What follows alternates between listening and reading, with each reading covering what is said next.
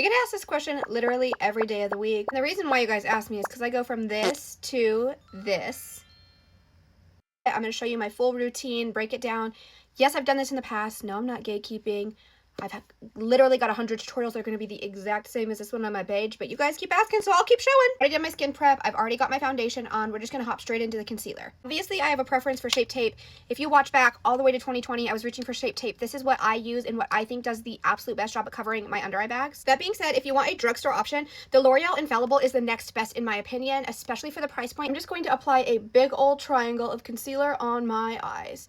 Is this very 2016 coded? Yes. Do I care? No. Full glam never went away for me. I'm gonna take a brush and blend this up and into the corners of our eyes. This will blend in with our eye base later. Also, if you're not a full glam girly and you don't like to be a cake face, this routine is not for you, okay? You will be a cake face. Grab your beauty blender. It doesn't really matter what size you use. Pick your poison. So long as it's damp, that's all that matters. We're just going to go ahead and blend out this first layer. Now, as you can see, this is very highlighted under my eyes. My nose is quite dark. So I always just take it over the top of my nose to kind of blend everything together. I'm going to do my cream blush and bronzer, and I will be back, and we will do the final steps of this routine. Cream, blush, and bronzer is now on, but as you can see, my concealer has now settled into my fine lines. So we're going to fix that by just adding an extra layer. We're not going to do as much as we did the first time, and we're only going to do one eye at a time because we're going to set with powder immediately after. Make a surprise face so those lines stretch out as I blend. And then immediately going in and doing that same surprise face, I'm using the loose Maybelline Fit Me powder. This is the best powder in the world. If you like a different powder, gross. I'm not baking, I'm just really pressing this powder in. I'm not gonna leave any extra to sit on the face though. I'm literally just going to press this in, and you can see how immediately that's so blurred. This is the only powder I have found that doesn't darken my concealer. I've tried Huda, I've tried Laura Mercier, I tried the Givenchy.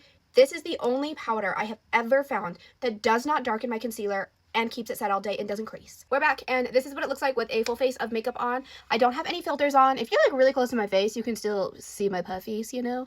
But all things considered, I think it looks a lot better than it did before. You can still see them in some lighting settings. You guys have to keep in mind that I am sitting in front of 2 box lights, 2 ring lights, a ring light back there, and a LED panel light, okay? There's a lot of light on my face, and that definitely helps blur it.